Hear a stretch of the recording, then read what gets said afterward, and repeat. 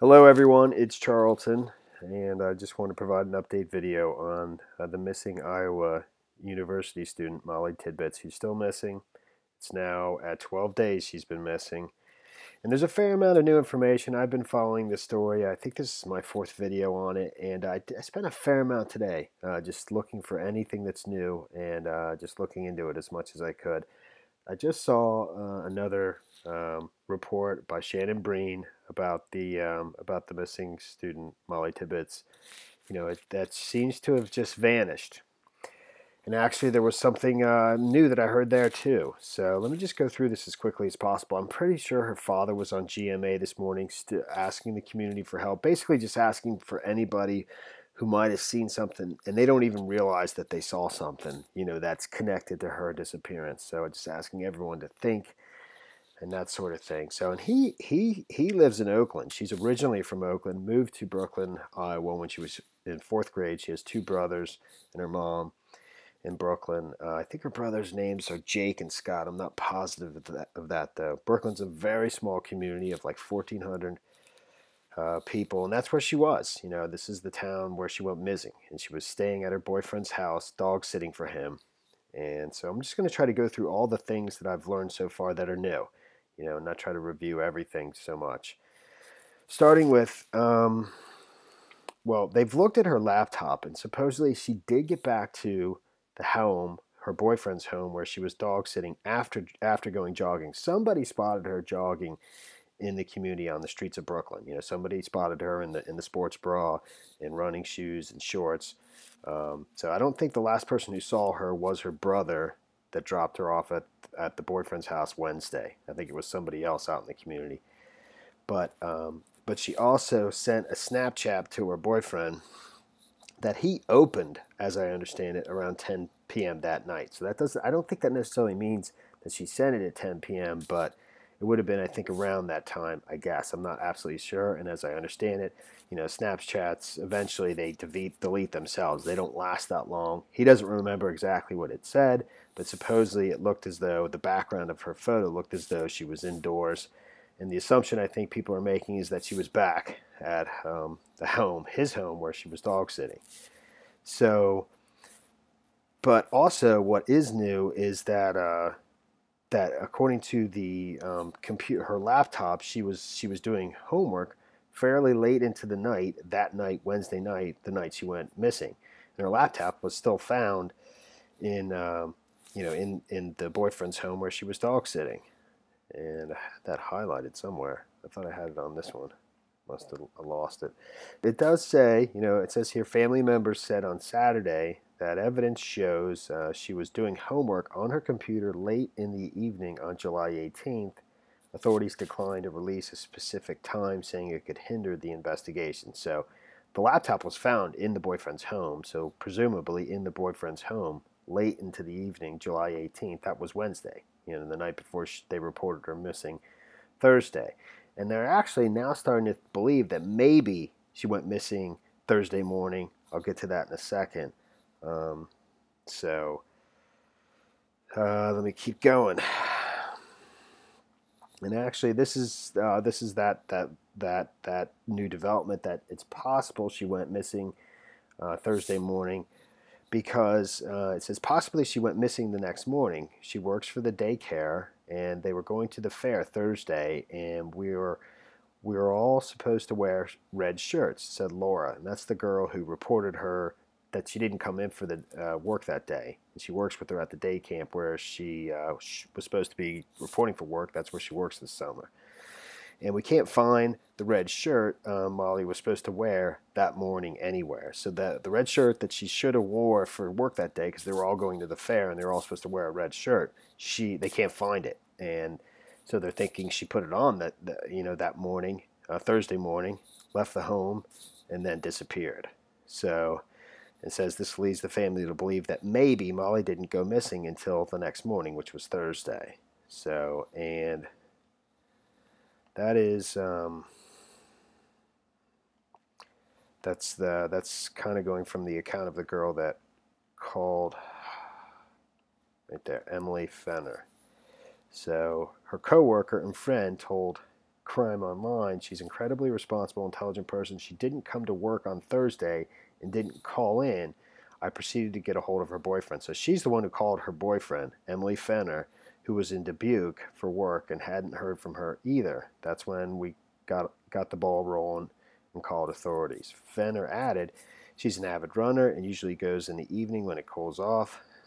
At first, we thought maybe something happened to her while on a run, but because the day camp shirt she was supposed to wear on Thursday is missing, now they're thinking maybe something happened Thursday morning.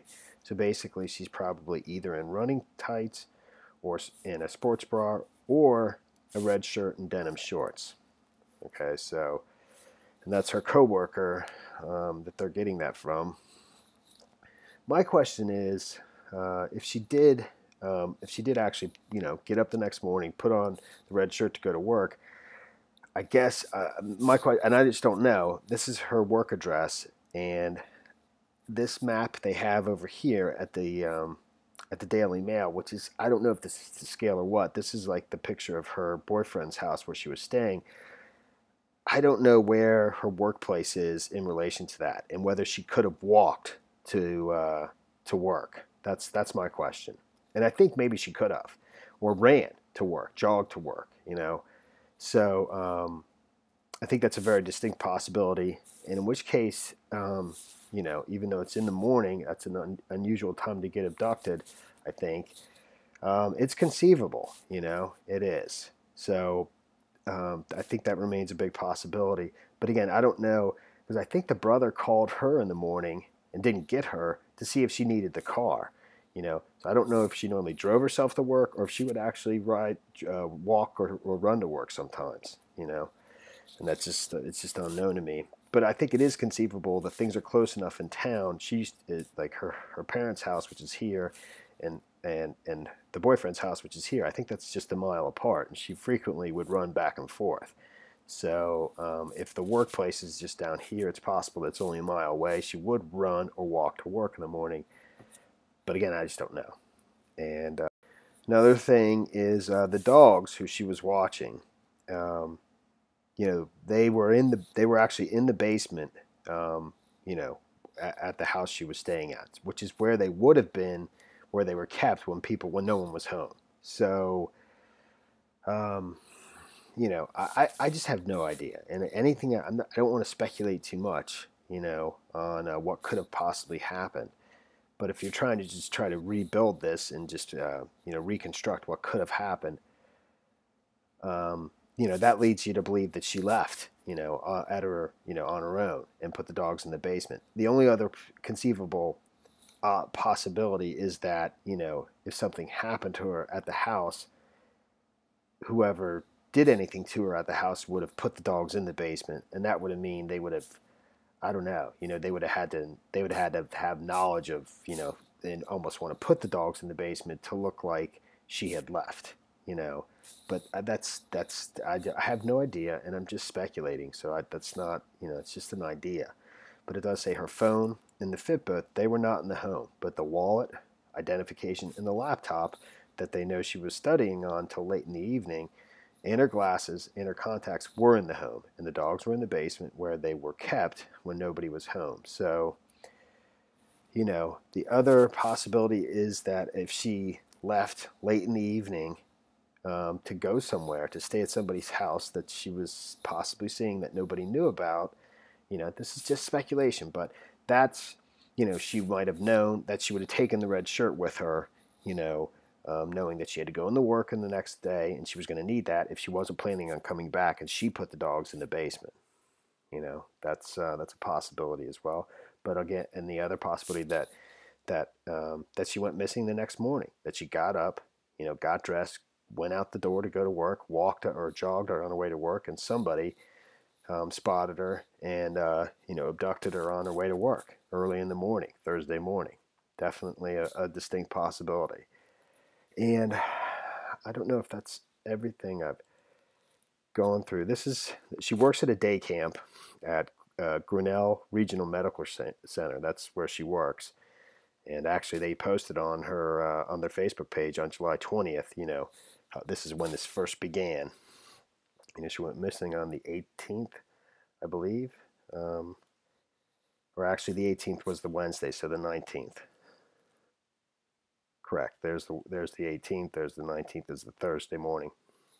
Grinnell Regional Medical Center is where the day camp is, where she works during the summer, and this is where Emily Fenner and her work together. And this is the same girl who called her boyfriend, said she hadn't shown up for work, and also talked about the fact that she would have been wearing a red shirt that day because they would be going to the fair. They all would be, and that same red shirt that is still missing, and which leads people to believe again that she might have gone missing Thursday morning.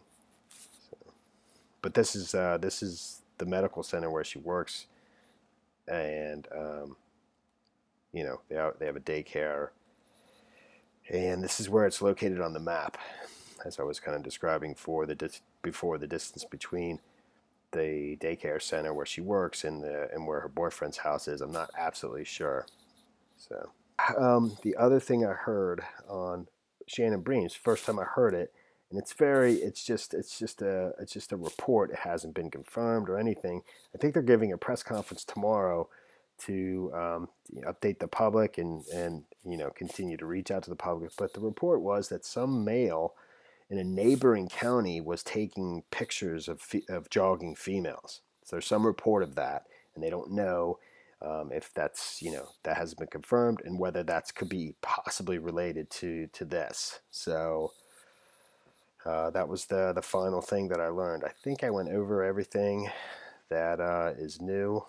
I mean, there's some things that are just, for instance, I saw on the mother's Facebook page, she had posted a link to a Ring, like the Ring.com doorbell that surveils your front porch. And this happened like a month ago, and asking the public, does anybody recognize this guy? And some people in the comments were saying, you should give this to the police. Maybe this guy is the person that, if Mollie Tibbetts was abducted, maybe this person was involved. The mother responded saying, actually, this is from like 100 miles away or something like that. And the two individuals that were in the video from the Ring, from the doorbell, were actually arrested. So that's not a possibility. I mean, this is just strange coincidence. It's almost eerie. It's such a sad situation, man. And just everyone's just hoping for a miracle. But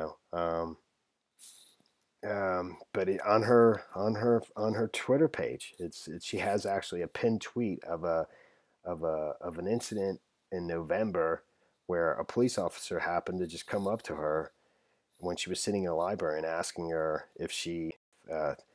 if that was it says here, I was sitting in the library doing my lit homework when a cop walked up to me. He asked me if that was my pink coat on the chair, and I said, yeah. He asked me if I got off a bus earlier, and I said, yeah. Then he told me there was a report of a 10-year-old child wearing a pink coat that had gone missing or something like that. It's just, and that's from November. It's just a strange coincidence.